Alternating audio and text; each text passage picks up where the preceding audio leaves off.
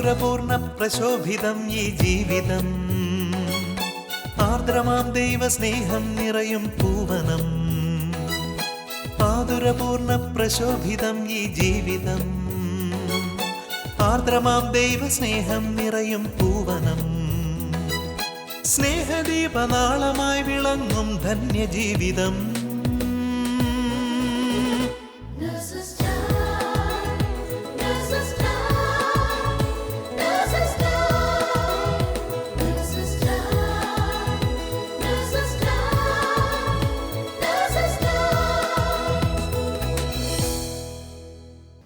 ഈശോ മിശിഹായ്ക്ക് സ്തുതിയായിരിക്കട്ടെ.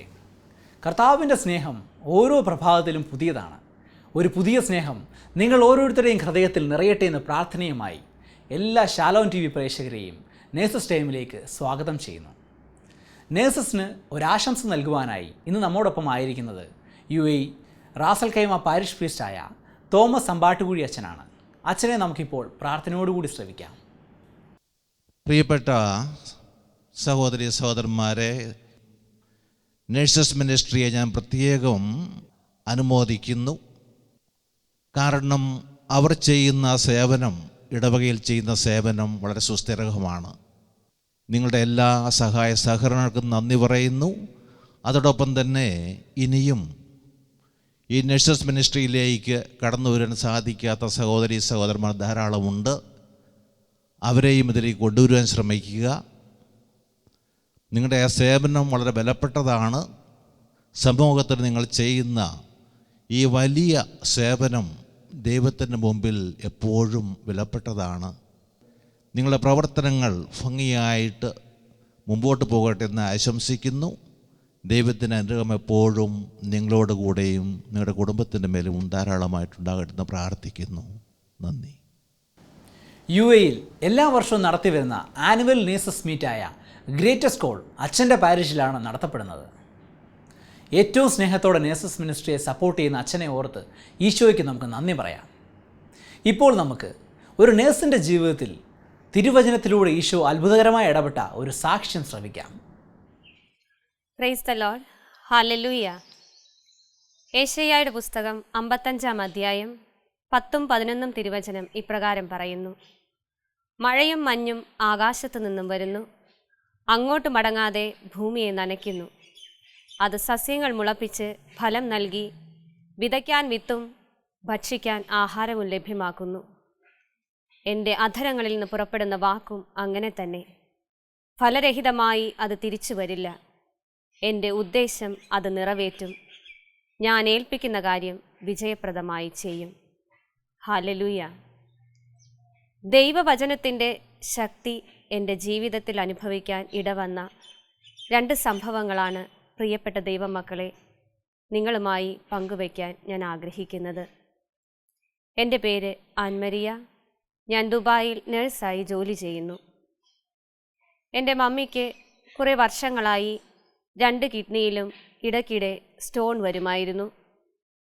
ചെറിയ കല്ലുകളെല്ലാം പലപ്പോഴും തനിയെ പുറത്തു വരികയും, എന്നാൽ ഒരിക്കൽ 2 കിഡ്നിയിലും വലിയ 2 കല്ലുകൾ ഉണ്ടാവുകയും 17 mm ആയിരുന്നു ആ സൈസ്.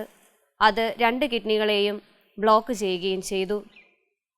അതിൻ്റെ ഒത്തിരിയേറെ അസ്വസ്ഥതകളിലൂടെ മമ്മി കടന്നു പോവുകയായിരുന്നു. ഡോക്ടറുടെ നിർദ്ദേശപ്രകാരം അത് ഓപ്പറേഷൻ ചെയ്ത് എടുക്കണമെന്ന് പറയുകയുണ്ടായി. എന്നാൽ മമ്മി വിശ്വാസത്തോടുകൂടെ പ്രാർത്ഥിച്ചു. ഞാനിപ്പോൾ സർജറിക്ക് വിധേയമാകുന്നില്ല എന്നൊരു തീരുമാനത്തിൽ എത്തിച്ചേരുകയും ചെയ്തു. ദൈവവചനത്തിൻ്റെ ശക്തി വെളിപ്പെടുന്ന ആദ്യത്തെ സംഭവം ഇതായിരുന്നു.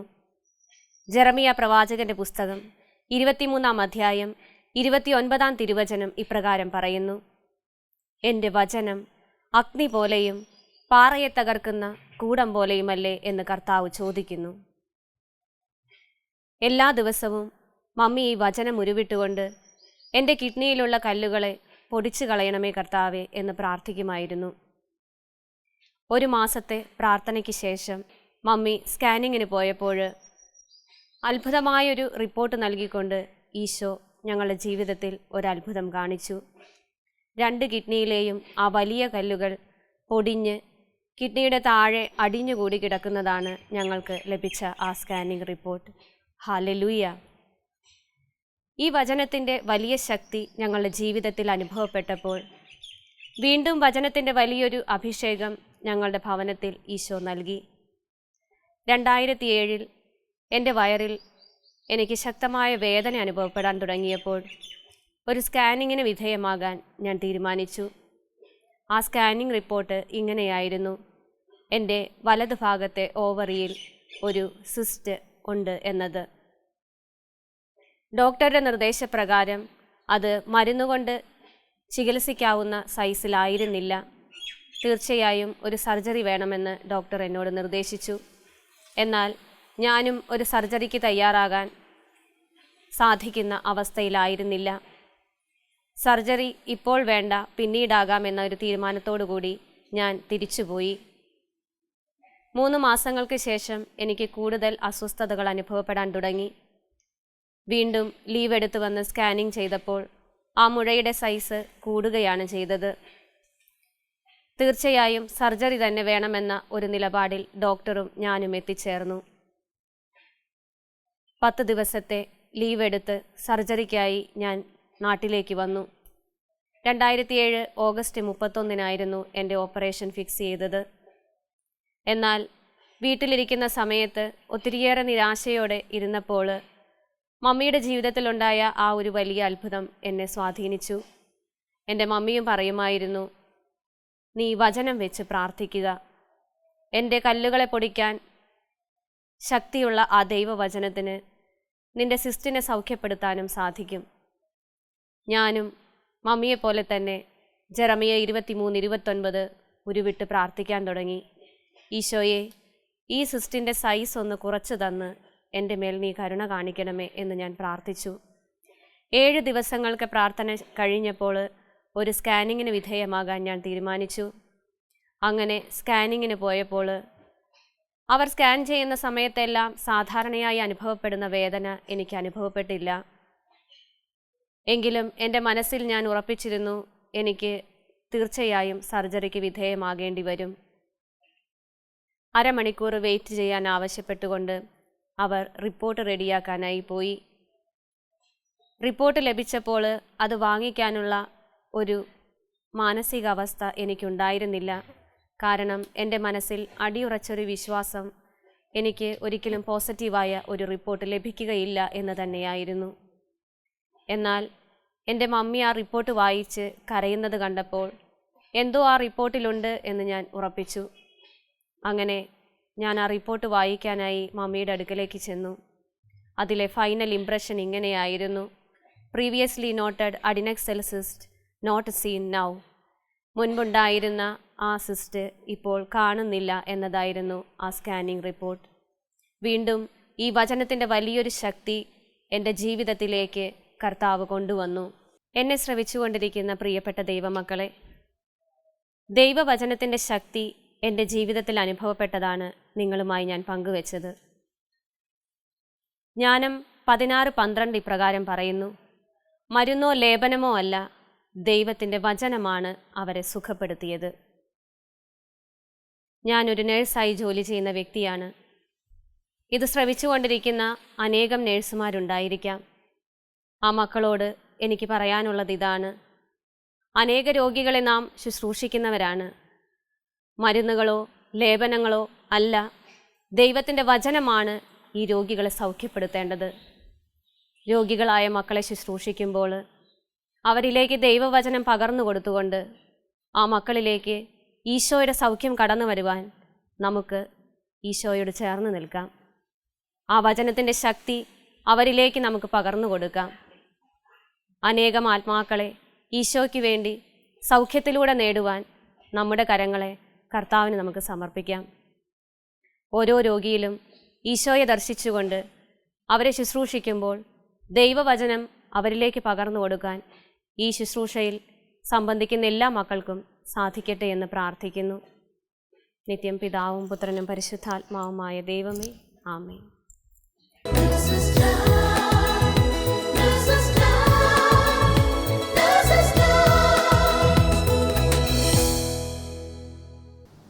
തിരുവചനത്തിൻ്റെ ശക്തി എത്ര അത്ഭുതകരമായിട്ടാണല്ലേ ഈ നേഴ്സിൻ്റെ ജീവിതത്തിൽ ഇടപെട്ടത്.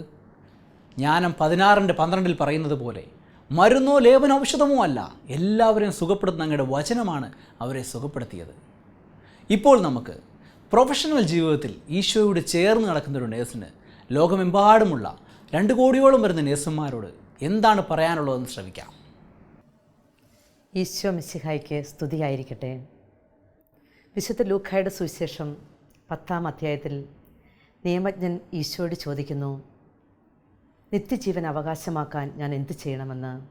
അപ്പോൾ ഈശോ മറുപടി പറയുന്നു, നീ നിൻ്റെ ദൈവമായ കർത്താവിനെ പൂർണ്ണ ഹൃദയത്തോടും പൂർണ്ണ ആത്മാവോടും പൂർണ്ണ മനസ്സോടും പൂർണ്ണ ശക്തിയോടും കൂടെ സ്നേഹിക്കുക, നിൻ്റെ അയൽക്കാരനെ നിന്നെപ്പോലെ തന്നെയുമെന്ന്. തുടർന്ന് ആരാണ് എൻ്റെ അയൽക്കാരൻ എന്ന ചോദ്യത്തിന് ഈശോ മറുപടി നൽകുന്നത് നല്ല സമരിയാക്കാരൻ്റെ ഉപമ പറഞ്ഞാണ്. ആ ഉപമ വായിക്കുമ്പോൾ നമുക്ക് മനസ്സിലാകുന്നത് ഒരു സാധാരണ സമരിയാക്കാരൻ ഒരു നല്ല സമരിയാക്കാരനായിത്തീരുന്നു. ബൈബിളിൽ നല്ലതെന്ന് പറയുമ്പോൾ അതെന്തുമാത്രം അർത്ഥമുണ്ട്. നമ്മുടെ ജോലി മേഖലയുമായിട്ട് ഒത്തിരി ബന്ധപ്പെട്ട ഒരു സംഭവമല്ലേ ഇത്. ആ മുറിവേറ്റ് കിടന്ന വ്യക്തിയെ കണ്ട് മുഖം തിരിച്ച് കടന്നുപോയ മറ്റു 2 പേർക്കും അങ്ങനെയുള്ള കാഴ്ചകളൊക്കെ ഒരു പതിവ് കാഴ്ചകളായിരുന്നു. അതുകൊണ്ടാണ് അവരത് മുഖം തിരിച്ച് കടന്നുപോയത്. നമ്മളും അതുപോലെയല്ലേ, ഹോസ്പിറ്റലിൽ കൂടി ഓടി നടക്കുമ്പോൾ നമ്മൾ കാണുന്നത് എന്താണ്?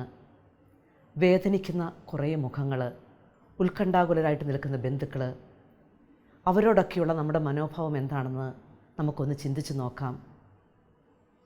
കേരളത്തിന് പുറത്തൊക്കെ ജോലി ചെയ്യുമ്പോൾ നമുക്കറിയാം, കുടുംബത്തിലെ ഒരാൾ പെട്ടെന്ന് രോഗിയാകുമ്പോൾ ആ കുടുംബാംഗങ്ങൾ അനുഭവിക്കുന്ന മാനസിക വിഷമങ്ങൾ എന്തെല്ലാമാണെന്ന്. സഹായിക്കാൻ ആരുമില്ല, കൂടെ നിൽക്കാൻ ആരുമില്ല, വീട്ടിൽ കൊച്ചു കുട്ടികളൊക്കെ. അപ്പോഴൊക്കെ നമ്മൾ അവർക്ക് ഒരു നേഴ്സ് മാത്രമല്ല, ഒരു നല്ല സമരിയാക്കാരനുമായി തീരണം. നമ്മൾ പലപ്പോഴും വരാന്തയിൽ കൂടിയൊക്കെ ഓടി നടക്കുമ്പോൾ രോഗികളുടെ വിവരം അന്വേഷിച്ചും മറ്റ് സ്ഥലങ്ങൾ അന്വേഷിച്ചും ഒത്തിരി പേര് നമ്മുടെ അടുത്ത് വരാറുണ്ട്. നമ്മൾ എന്താണ് സാധാരണ ചെയ്യുന്നത്? അവിടെ പോയി ചോദിക്ക്, അല്ലെ അവിടെയാണ് ഇവിടെയാണെന്നൊക്കെ അങ്ങ് പറഞ്ഞു വിടും. നമ്മൾ പെട്ടെന്ന് അവരെ ഒഴിവാക്കി വിടാനാണ് നമ്മൾ ശ്രമിക്കുന്നത്. നമ്മളൊന്ന് മനസ്സ് വെച്ചാൽ ഒത്തിരി പേരെ സഹായിക്കാൻ പറ്റുകയില്ലേ? അവരന്വേഷിക്കുന്ന ആ സ്ഥലം ഒന്ന് കൃത്യമായിട്ട് പറഞ്ഞു കൊടുക്കുകയോ പറ്റുമെങ്കിൽ അവരന്വേഷിക്കുന്ന സ്ഥലത്തൊന്ന് കൊണ്ടേ ആക്കുമ്പോഴല്ലേ നമ്മളും നല്ലൊരു സമരിയാക്കാരനായി തീരുന്നത്. അവരന്വേഷിച്ച് വരുന്ന രോഗി എവിടെയാണെന്ന് കിടക്കുന്നതും ആ രോഗിയുടെ വിവരമൊന്നും അന്വേഷിച്ച് അവരോട് പറഞ്ഞു കൊടുക്കുമ്പോഴല്ലേ നമ്മളൊരു നല്ല നേഴ്സായി തീരുന്നത്. തീർച്ചയായിട്ടും അതെ. ശുശ്രൂഷിക്കുന്ന ഓരോ രോഗിയിലും ഈശോയുടെ മുഖം ദർശിക്കണമെന്ന് നമ്മൾ ഒത്തിരി പറയാറുണ്ട്, കേൾക്കാറുണ്ട്, വായിക്കാറുണ്ട്. പക്ഷെ നമുക്ക് പലപ്പോഴും സാധിക്കാറുണ്ടോ എന്നുള്ളത് സംശയമാണ്. ശുശ്രൂഷിച്ചുകൊണ്ടിരിക്കുന്ന രോഗി ഈശോയാണെന്ന് പെട്ടെന്നൊന്ന് ബോധ്യം വന്നാൽ നമ്മുടെ കെയറിങ്ങിൻ്റെ രീതി അപ്പാടെ മാറും, സംസാരത്തിൻ്റെ രീതി മാറും. അതെ, രോഗി ശുശ്രൂഷയും ഒരു ബലിയാണ്. ഓരോ രോഗിയുടെ ബെഡും ഒരൾത്താരയായിട്ട് കരുതണം. മുട്ടുകുത്തി നിന്ന്, അല്ലെങ്കിൽ അത്രയും ബഹുമാനത്തോടെയും സ്നേഹത്തോടെയും വേണം ഓരോ രോഗിയെയും നമ്മൾ ശുശ്രൂഷിക്കാൻ. നമ്മുടെ സ്വന്തത്തിൽപ്പെട്ട ആരെങ്കിലുമാണ് ആ ബെഡിലുള്ളതെങ്കിൽ നമ്മൾ എന്തുമാത്രം ശ്രദ്ധ കൊടുക്കും അവർക്ക്. ഒരു ചെറിയ തെറ്റ് വരാൻ പോലും നമ്മൾ സമ്മതിക്കത്തില്ല. അല്ലെങ്കിൽ അങ്ങനെ ഒരു തെറ്റ് കണ്ടാൽ നമ്മൾ പെട്ടെന്ന് ക്വസ്റ്റ്യൻ ചെയ്യും. അതെന്തുകൊണ്ടാണ്? നമുക്ക് അവരോട് ഒത്തിരി സ്നേഹമുള്ളത് കൊണ്ടാണ്. അപ്പോൾ നമ്മുടെ ശുശ്രൂഷയിൽ വരുന്ന രോഗികളോട് ഒരു സ്നേഹമുണ്ടെങ്കിലേ ഉള്ളൂ നമുക്ക് ആത്മാർത്ഥമായിട്ട് അവരെ ശുശ്രൂഷിക്കാൻ സാധിക്കുകയുള്ളൂ. ഒത്തിരി സിൻസിയറായിട്ടും ഡെഡിക്കേറ്റഡ് ആയിട്ടും ജോലി ചെയ്യുന്ന നേഴ്സസ് നമ്മുടെ കൂടെയുണ്ട്. അപ്പോഴും ആ രോഗിക്ക് എന്ത് സംഭവിച്ചാലും അത് നമ്മളെ ബാധിക്കത്തില്ല. മറിച്ച് ഓരോ രോഗിയിലും ഈശോയുടെ മുഖം ദർശിച്ച് സ്നേഹത്തോടെയും പ്രാർത്ഥനയോടെയും അവരെ ശുശ്രൂഷിക്കുമ്പോൾ അവരുടെ റിക്കവറിയിൽ നമുക്ക് ഒത്തിരി സന്തോഷം തോന്നും. മറിച്ച് സംഭവിക്കുമ്പോഴും നമ്മൾ വേദനിക്കും. പക്ഷേ എന്നാലും നമ്മളെക്കൊണ്ട് ചെയ്യാൻ കഴിഞ്ഞതൊക്കെ ചെയ്തെന്നുള്ളൊരു ആത്മസംതൃപ്തി നമുക്കുണ്ടാകും. ജോലിയൊക്കെ കഴിഞ്ഞ് വീട്ടിൽ വന്നിരിക്കുമ്പോൾ നമ്മുടെ ആ ദിവസത്തെ ചെയ്തികളെപ്പറ്റി ഒന്ന് ധ്യാനിക്കുമ്പോൾ ആശ്വസിക്കാനും സമാധാനിക്കാനും കുറേ കാര്യങ്ങൾ നമ്മുടെ മനസ്സിലുണ്ടാകും. കാരണം കൂടാതെയുള്ള കുറേ ആനന്ദം നമുക്ക് തരും. ഈ നേഴ്സസ് മിനിസ്ട്രിയോട് ചേർന്ന് പ്രവർത്തിക്കാൻ തുടങ്ങിയതിൽ തന്നെ അങ്ങനെയൊക്കെയുള്ള അനുഭവങ്ങൾ ഒരുപാട് പേര് പങ്കുവെക്കുന്നത് കേട്ടിട്ടുണ്ട്. നഴ്സിംഗ് പ്രൊഫഷനിൽ ഏറ്റവും ഇഷ്ടപ്പെട്ട ജോലി എന്താണെന്ന് ചോദിച്ചാൽ എന്താണ് എല്ലാവരും മറുപടി പറയുന്നതെന്ന് എനിക്കറിയില്ല. നമുക്കൊന്ന് ആലോചിച്ച് നോക്കാം, ഒരു ബെഡ് ബാത്ത് കൊടുക്കേണ്ട രോഗിയാണ് നമുക്ക് കിട്ടുന്നതെങ്കിൽ അത്ര സന്തോഷകരമായിട്ടുള്ളൊരു കാര്യമായിരിക്കത്തില്ല എല്ലാവർക്കും അത്. പക്ഷേ എനിക്ക് തോന്നുന്നത് ഏറ്റവും അധികം ആനന്ദം അനുഭവിക്കുന്നത് ഒരു ബാത്ത് കൊടുക്കുമ്പോഴാണ്. നാളുകളായിട്ട് അബോധാവസ്ഥയിൽ വെന്റിലേറ്ററിൽ കിടക്കുന്ന രോഗികളെ ഒന്ന് വൃത്തിയാക്കുമ്പോൾ കിട്ടത്തില്ലേ നമുക്കൊരാനന്ദം? ICUയിൽ ജോലി ചെയ്യുമ്പോൾ ആക്സിഡൻ്റായിട്ട് ദേഹമാസകലം മുറിവേറ്റ് രക്തത്തിൽ കുളിച്ചു വരുന്ന രോഗിയെ ഒന്ന് കുളിപ്പിച്ച് ക്ലീനായിട്ട് കിടത്തുമ്പോൾ അത് കാണുമ്പോൾ നമുക്കൊരു സന്തോഷമുണ്ടാകത്തില്ലേ? തീർച്ചയായിട്ടും ഉണ്ടാകും. അങ്ങനെയൊക്കെ ചെയ്യുമ്പോഴല്ലേ നമ്മൾ അനുഗ്രഹിക്കപ്പെടുന്നത്. ഇഞ്ചക്ഷനും മരുന്ന് കൊടുക്കാനും മറ്റു പ്രൊസീജിയർ അസിസ്റ്റ് ചെയ്യാനും ഒക്കെ എളുപ്പമാണ്, അതൊക്കെ എല്ലാവർക്കും സാധിക്കും. പക്ഷേ ഇങ്ങനെയൊക്കെ ചിലത് ചെയ്യുമ്പോഴല്ലേ ഈശോയുടെ സ്നേഹം നമ്മൾ പങ്കുവയ്ക്കുകയും നല്ലൊരു സമരിയക്കാരനുമായി തീരുന്നത്. നാളുകളായിട്ട് ബെഡിൽ കിടക്കുന്ന രോഗികളെ അവരുടെ കൈയും കാലുമൊക്കെ ബേസിനിൽ വെള്ളത്തിലിട്ടൊന്ന് കഴുകി കൊടുക്കുമ്പോൾ അതവർക്ക് എന്തുമാത്രം ആശ്വാസം ലഭിക്കും. നമുക്ക് ഓർമ്മ വരത്തില്ലേ അപ്പോൾ ഈശോ ശിഷ്യരുടെ കാലുകൾ കഴുകിയ രംഗം? അപ്പം വർദ്ധിപ്പിച്ചതും അത്ഭുതങ്ങളും അടയാളങ്ങളും രോഗശാന്തിയും ഒക്കെ മറന്നാലും ഈശോ കാലുകൾ കഴുകിയ രംഗം വായിക്കുമ്പോൾ നമ്മുടെ കണ്ണുകൾ നിറയാറില്ലേ? അതാർക്കെങ്കിലും മറക്കാൻ സാധിക്കുമോ? ഒരിക്കലും പറ്റത്തില്ല. അങ്ങനെയൊക്കെ ചെയ്യുമ്പോൾ നമ്മളും അനുഗ്രഹിക്കപ്പെടുകയാണ്, നമ്മുടെ തലമുറകളും അനുഗ്രഹിക്കപ്പെടുകയാണ്. പുറം രാജ്യങ്ങളിലൊക്കെ ജോലി ചെയ്യുന്ന നേഴ്സസിൻ്റെ വലിയൊരു സങ്കടമാണ് നമ്മുടെ മാതാപിതാക്കളെ, കുഞ്ഞുമക്കളെ അല്ല സ്വന്തക്കാരെ ഒന്നും അവരുടെ ആവശ്യ സമയത്ത് നമുക്ക് ശുശ്രൂഷിക്കാൻ സാധിക്കുന്നില്ല. മിക്കവാറും മരണവാർത്ത അറിയുമ്പോഴാണ് നമ്മളിവിടുന്ന് ഓടുന്നത്. അപ്പോഴും സമാധാനിക്കണം. കണ്ടുമുട്ടുന്ന ഓരോ രോഗികളെയും ശുശ്രൂഷിക്കുന്ന ഓരോ രോഗികളിലും അവരുടെയൊക്കെ മുഖം ദർശിച്ച് നമ്മൾ കെയർ കൊടുക്കുമ്പോൾ ആ കെയറൊക്കെ അവർക്ക് തന്നെയാണ് ലഭിക്കുന്നത്. ചിലപ്പോഴൊക്കെ ചില പേഷ്യൻസ് പറയാറില്ലേ, സിസ്റ്ററിനെ ദൈവം അനുഗ്രഹിക്കുമെന്ന്.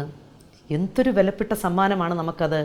കിട്ടുന്ന ശമ്പളത്തെ കഴിഞ്ഞും മറ്റ് അംഗീകാരത്തെ കഴിഞ്ഞും പ്രതിഫലത്തെ കഴിഞ്ഞുമൊക്കെ ഒത്തിരി വില പിടിച്ചതല്ലേ അത്. ഈ പ്രൊഫഷനിലൂടെ നമ്മൾ നേടിയെടുക്കേണ്ടതും അതുതന്നെയാണ്.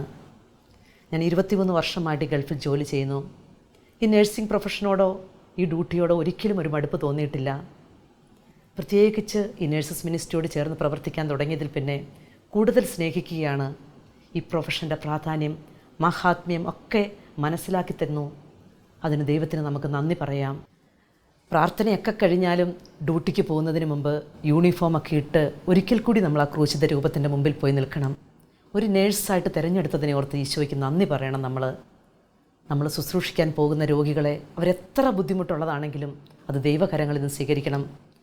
കണ്ടുമുട്ടുന്ന ഓരോ വ്യക്തികളെയും ഇടപെടുന്ന ഓരോ വ്യക്തികളെയും ഈശോയെ അവിടുത്തെ തിരുരക്തം കൊണ്ട് കഴുകണമേ, പരിശുദ്ധാത്മാവിനോട് നിറയ്ക്കണമേ എന്ന് പ്രാർത്ഥിച്ച് നമ്മൾ ഇറങ്ങിയാൽ അനുഗ്രഹിക്കപ്പെട്ട ഒരു ദിവസമാകും. ഒരു ഡിഫിക്കൽട്ട് സിറ്റുവേഷൻ നമുക്കുണ്ടാവുകയില്ല. നമുക്കെന്ത് ബുദ്ധിമുട്ടുകളുണ്ടായാലും നമ്മുടെ ബലഹീനതകളും കുറവുകളുമൊക്കെ ഈശോയുടെ സന്നിധിയിൽ സമർപ്പിച്ച് നമ്മൾ പോയി കഴിഞ്ഞാൽ ആ കരം നമ്മളെ താങ്ങിക്കൊള്ളും. അത് ഉറപ്പുള്ള കാര്യമാണ്. ഒത്തിരി ബുദ്ധിമുട്ടുന്നവരാണ് നേഴ്സസ്. ഷിഫ്റ്റ് ഡ്യൂട്ടി, വീട്ടുജോലികൾ, കുട്ടികളുടെ പഠിത്തം. 45 ദിവസം പ്രായമായ കുഞ്ഞിനെയൊക്കെ ബേബി സിറ്റിങ്ങിൽ ഏൽപ്പിച്ചിട്ട് ഡ്യൂട്ടിക്ക് പോകുമ്പോഴും വരുന്ന ബുദ്ധിമുട്ടുകൾ. 45 ദിവസം കഴിഞ്ഞ് ഡെലിവറി കഴിഞ്ഞ് 45 ദിവസം കഴിഞ്ഞ് ഡ്യൂട്ടിക്ക് പോകണം. നൈറ്റ് ഡ്യൂട്ടി കഴിഞ്ഞ് ഒന്ന് ഉറങ്ങാൻ പോലും ചിലർക്ക് സാധിക്കാറില്ല. രോഗിയായിട്ടുള്ള കുഞ്ഞുങ്ങളെയും ജീവിത പങ്കാളിയും ഒക്കെ വീട്ടിലാക്കിയിട്ട് മറ്റുള്ളവരെ ശുശ്രൂഷിക്കാൻ പോകുമ്പോൾ ഒരുപാട് വിഷമങ്ങൾ നമുക്കുണ്ടാകും. അപ്പോഴും ഓർക്കുക, നമ്മുടെ ദൈവം അറിയാതെ അനുവദിക്കാതെ നമ്മുടെ ജീവിതത്തിൽ ഒന്നും സംഭവിക്കത്തില്ല. ദൈവം നമുക്കറിഞ്ഞു തരുന്നതെല്ലാം നമ്മുടെ നന്മയ്ക്ക് വേണ്ടി മാത്രമാണ്. നമ്മുടെ കഷ്ടപ്പാടുകൾ ദൈവം കാണുന്നുണ്ട്. സങ്കീർത്തനം 58:6 പറയുന്നു, അവിടുന്ന് എൻ്റെ അലച്ചിലുകൾ എണ്ണിയിട്ടുണ്ട്, എൻ്റെ കണ്ണീർ കണങ്ങൾ അവിടുന്ന് കുപ്പിയിൽ ശേഖരിച്ചിട്ടുണ്ടല്ലോ എന്ന്. നമ്മളെപ്പോഴും പരാതി പറയുന്നുണ്ട്, ഓട്ടമാണ്, റെസ്റ്റ് എടുക്കാൻ ഒട്ടും സമയം കിട്ടാറില്ലെന്ന്. അവരോട് ഫ്രാൻസിസ് മാർപ്പാപ്പയുടെ വാക്കുകളാണ് എനിക്ക് ഓർമ്മ വരുന്നത്. റെസ്റ്റ് എടുക്കാതെ എന്താണ് ഇങ്ങനെ ഓടി നടക്കുന്നതെന്ന് ഫ്രാൻസിസ് മാർപ്പാപ്പയോട് മീഡിയാസ് ചോദിച്ചപ്പോൾ പറഞ്ഞ ഉത്തരം അതാണ്, എനിക്ക് മരണശേഷം ആവശ്യത്തിന് റെസ്റ്റ് എടുക്കാൻ സമയം കിട്ടുമെന്ന്. നമുക്കും സമാധാനിക്കാം. അതുപോലെ തന്നെ ഒരുപാട് വേദനകളും സഹനങ്ങളും നമുക്കുണ്ട്. അതെല്ലാം ഒരു ഓപ്പർച്യൂണിറ്റീസാണ് ഈശോയിലേക്ക് അടുക്കാനും നമ്മുടെ വിശുദ്ധീകരണത്തിനുമായിട്ട്. ജോലി മേഖലകളിൽ ഒത്തിരി വിഷമങ്ങൾ അനുഭവിക്കുന്നവരുണ്ട്. അർഹിക്കുന്ന ജോലിയില്ല, ശമ്പളം കിട്ടാത്തവർ, നമ്മളെ കഴിഞ്ഞും എക്സ്പീരിയൻസും യോഗ്യതയും കുറഞ്ഞവരുടെ കീഴിൽ ജോലി ചെയ്യണം. ഒത്തിരി അനാവശ്യ കുറ്റപ്പെടുത്തലുകൾ, മുറിപ്പെടുത്തുന്ന സംസാരങ്ങളൊക്കെ ഉണ്ടാകും. അപ്പോഴും ഓർക്കുക, നമ്മുടെ ഈശോ ഇതുപോലെ മുറിവേറ്റതാണ്. ആ ഈശോയുടെ സന്നിധിയിൽ നമ്മുടെ മുറിവുകൾ ഈശോയുടെ മുറിവുകളോട് ചേർത്ത് വയ്ക്കുമ്പോൾ അതൊക്കെ നമ്മുടെക്ക് രക്ഷാകരമായി തീരും. കാരണം ഈശോ സ്നേഹമാണ്, കാരുണ്യമാണ്, അത് മാത്രമാണ്. ഒരിക്കലൊരു ഹൈന്ദവ നേഴ്സ് എന്നോട് പറയുകയുണ്ടായി, അടുത്ത ജന്മത്തിലെങ്കിലും ഒരു ക്രിസ്ത്യാനിയായിട്ട് ജനിക്കണമെന്ന്. അതൊത്തിരി എന്നെ സ്പർശിച്ചു. കാരണം നമ്മൾ എന്ത് ഭാഗ്യം ചെയ്തവരാണ്. നമുക്ക് നേഴ്സസ് മിനിസ്ട്രി, പ്രാർത്ഥനാ കൂട്ടായ്മ, കുമ്പസാരത്തിനും കുർബാനയ്ക്കുമൊക്കെ ഈ ഗൾഫ് രാജ്യത്തിലായിട്ട് പോലും എന്തോരം അവസരങ്ങളാണ്. ദൈവകൃപ മേടിച്ചെടുക്കാൻ നമുക്ക് ഒത്തിരി അവസരങ്ങളുണ്ട്. അപ്പോൾ അത് വേദനിക്കുന്നവരുമായിട്ട് പങ്കുവയ്ക്കാനുള്ളൊരു വലിയ കടമയും നമുക്കുണ്ട്. നമുക്കതിനായിട്ടും പ്രാർത്ഥിക്കണം. അതുപോലെ തന്നെ പ്രധാനപ്പെട്ടതാണ് നമ്മുടെ സംസാരവും. വിശുദ്ധ പൗലോസ്ലീഹ കൊളോസോസ്യർക്ക് എഴുതിയ ലേഖനത്തിൽ പറയുന്നുണ്ട്, നിങ്ങളുടെ സംസാരം എപ്പോഴും ഹൃദ്യവും കരുണാമസൃണവുമായിരിക്കട്ടെ എന്ന്. അത് നേഴ്സസിനെ സംബന്ധിച്ച് വളരെ പ്രാധാന്യമുള്ളതാണ്. മറ്റേത് മേഖലകളിൽ ജോലി ചെയ്യുന്നവരും ദേഷ്യപ്പെട്ടോ വേദനിപ്പിച്ചോ സംസാരിച്ചാൽ അതൊരു മുറിവാകത്തില്ല. മറിച്ച് രോഗാവസ്ഥയിലുള്ള ഒരാളോടോ അവരുടെ ബന്ധുക്കളോടോ ചെറിയതായിട്ടുള്ള ഒരു സംസാര മാറ്റങ്ങൾ അവരെ ഒത്തിരി വേദനിപ്പിക്കും, അതവരെ മുറിപ്പെടുത്തും. മറിച്ച് ഒന്ന് പുഞ്ചിരിച്ച് അവരോട് സംസാരിക്കാൻ പറ്റിയെങ്കിൽ അതൊത്തിരി ആശ്വാസവുമാകും. അവരുടെ ഭാഗത്തുനിന്ന് കുറ്റപ്പെടുത്തലുകളും മുറിപ്പെടുത്തുന്ന സംസാരവും ഉണ്ടാകാം. സാരമില്ല, നമ്മുടെ ഈശോ കാണുന്നുണ്ട്, എല്ലാം കാണുന്നുണ്ടെന്ന് നമുക്ക് സമാധാനിക്കാം. പലപ്പോഴും നമ്മുടെ മലയാളി നേഴ്സസിനെ പറ്റിയുള്ളൊരു പരാതിയും അതുതന്നെയാണ്, നമുക്ക് നന്നായിട്ട് സംസാരിക്കാൻ അറിയത്തില്ല എന്നുള്ളത്. ഈ ലോകത്തിലെ തന്നെ ബെസ്റ്റ് നേഴ്സസ് മലയാളി നേഴ്സസ് എന്നാണ് പറയുന്നത്. നന്നായിട്ട് ജോലി ചെയ്യും, നല്ല അറിവുണ്ട്. പക്ഷേ എന്തുകൊണ്ടോ രോഗവിവരം ചോദിച്ചു വരുന്ന രോഗികളോടോ അല്ലെങ്കിൽ അവരുടെ ബന്ധുക്കളോടോ നമുക്ക് ക്ഷമയോടെ നിന്നൊന്നും മറുപടി പറയാൻ സാധിക്കുന്നില്ലെന്നുള്ളത്. നമുക്ക് ആ കൃപയ്ക്കായിട്ട് പരിശുദ്ധാത്മാവിനോട് പ്രാർത്ഥിക്കാം. നല്ല സംസാരത്തെപ്പറ്റി പറഞ്ഞപ്പോൾ ഈയിടെ കേട്ട ഒരു കാര്യമാണ് ഓർമ്മ വരുന്നത്. പ്രായമായ ഒരു രോഗിയെ കൊണ്ട് ഒരു സിസ്റ്റർ വീൽ ചെയറിലിരുത്തി 4ാം നിലയിലുള്ള റൂമിലേക്ക് പോവുകയാണ്. ലിഫ്റ്റിൽ കയറിയപ്പോൾ സിസ്റ്റർ രോഗിയോട് പറഞ്ഞു, അത് നല്ലൊരു റൂമാണ്, നല്ല കാഴ്ചകളുണ്ട്, വിൻഡോ തുറന്നിട്ടാൽ നല്ല കാറ്റ് കിട്ടുമെന്ന്. അപ്പോൾ ആ രോഗി സിസ്റ്ററിനോട് പറഞ്ഞു, എനിക്ക് ആ റൂം ഒത്തിരി ഇഷ്ടമായെന്ന്. അപ്പോൾ സിസ്റ്റർ ചോദിച്ചു, അതെങ്ങനെയാണ് ഇഷ്ടമായത്, ആ റൂം കണ്ടില്ലല്ലോ എന്ന്. അപ്പോൾ രോഗി പറഞ്ഞു, സിസ്റ്ററിൻ്റെ സംസാരത്തിൽ തന്നെ എനിക്ക് ആ റൂം ഇഷ്ടമായെന്ന്. നോക്കൂ എത്ര പ്രാധാന്യമുണ്ട് നമ്മുടെ സംസാരത്തിനെന്ന്. എത്ര വേദനിപ്പിക്കുന്ന ചികിത്സയാണെങ്കിലും ആ രോഗിയുടെ കൈ പിടിച്ചു നിന്ന് ഞാൻ കൂടെ നിന്നുകൊള്ളാം, പ്രാർത്ഥിച്ചു കൊള്ളാം ഇന്ന് സ്നേഹത്തോടെ ഒന്ന് പറഞ്ഞാൽ അതവർക്ക് ഒത്തിരി ആശ്വാസം ലഭിക്കും. അത് തീർച്ചയാണ്. തുടക്കത്തിൽ പ്രതിപാദിച്ച നിത്യജീവൻ അത് അവകാശമാക്കാൻ നമ്മുടെ ഈ പ്രൊഫഷനിൽ തന്നെ ധാരാളം അവസരങ്ങൾ നമുക്കുണ്ട്. നമുക്കും പറയാൻ സാധിക്കണം, വിശുദ്ധ പൗലോസ്ലീഹ തിമോത്തിയർക്ക് എഴുതിയ ലേഖനത്തിൽ പറഞ്ഞതുപോലെ, ഞാൻ നന്നായി പൊരുതി എൻ്റെ ഓട്ടം പൂർത്തിയാക്കി വിശ്വാസം കാത്തുവെന്ന്.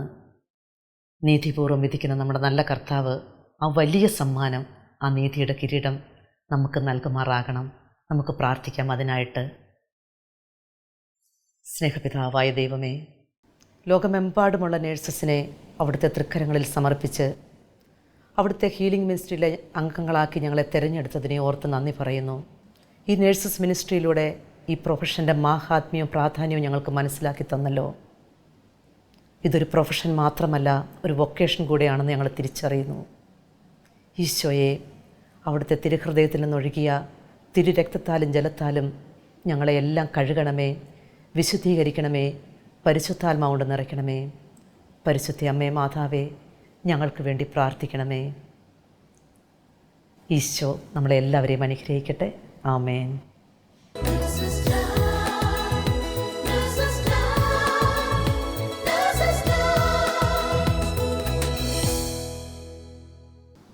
എൻ്റെ പ്രിയപ്പെട്ട കൂട്ടുകാരെ, ഇതാണ് നഴ്സിംഗ്. ഈ പ്രൊഫഷനിലേക്കാണ് കർത്താവ് നമ്മെ തിരഞ്ഞെടുത്ത് വിളിച്ചിരിക്കുന്നത്. ഈ വിളിയോട് നമുക്ക് വിശ്വസ്തയോടുകൂടി പ്രത്യുത്തരം നൽകാം. ലോകത്തിന് നാനാഭാഗങ്ങളിലായി ജോലി ചെയ്യുന്ന എൻ്റെ പ്രിയപ്പെട്ട നഴ്സുമാരെ, നിങ്ങളുടെ ജീവിതത്തിലും ഈശോ ഇടപെട്ട നിരവധി അത്ഭുതങ്ങൾ ഉണ്ടായിട്ടില്ലേ? അത് ഈ ലോകത്തോട് പറയാൻ നിങ്ങൾക്കും ആഗ്രഹമില്ലേ? ഈ നേഴ്സസ് ടൈം നമ്മുടെ സമയമാണ്.